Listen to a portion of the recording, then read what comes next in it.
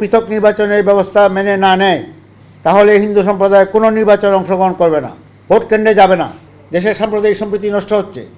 সংখ্যালঘু সম্প্রদায় এক ভীতিকর পরিবেশ বসবাস করছে। সংখ্যালঘু সম্প্রদায়ের জন্য জনসংখ্যার 12%, হিন্দু 10%, বৌদ্ধ 2%।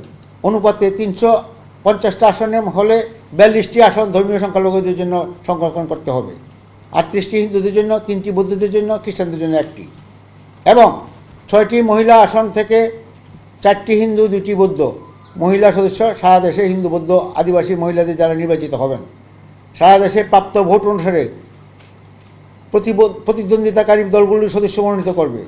হিন্দু, মুসলিম, বৌদ্ধ, আদিবাসী ও খ্রিস্টান সংসদ সদস্যদের সমমর্যাদা সম্পন্ন হবেন। ভোট দেবেন স্ব সম্প্রদায়ের ভোটাররা।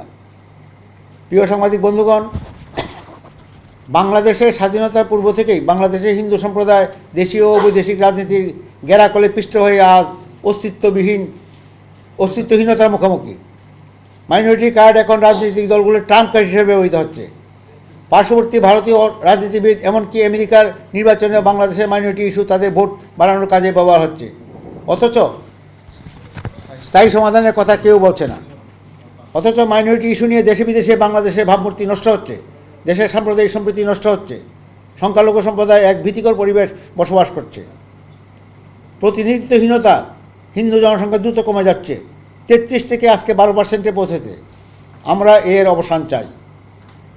মাইনরিটি সমস্যার স্থায়ী সমাধান চাই। সংখ্যালঘু সমস্যার স্থায়ী সমাধান কল্পে সংখ্যালঘু সম্প্রদায়ের সত্যিকারের প্রতিনিধিত্ব নিশ্চিত করতে, সাম্প্রদায়িক সম্প্রীতি উজ্জ্বল করতে এবং বহির্বিশ্বে বাংলাদেশের সুনাম ও মর্যাদা সমুন্নত করতে জাতীয় সংসদ সহ সর্বক্ষেত্রে সংখ্যালঘু সম্প্রদায়ের জন্য সংরক্ষিত আসন ও পৃথক নির্বাচন ব্যবস্থা পুনঃবাস্তবায়নে জোর দাবি জানাচ্ছে বাংলাদেশ সংখ্যালঘু সম্প্রদায়। এখনও সময় আছে। সরকার সংখ্যালঘু সম্প্রদায়ের প্রতিনিধিত্বের বিষয়টি এখনও আমলে নিতে পারেন।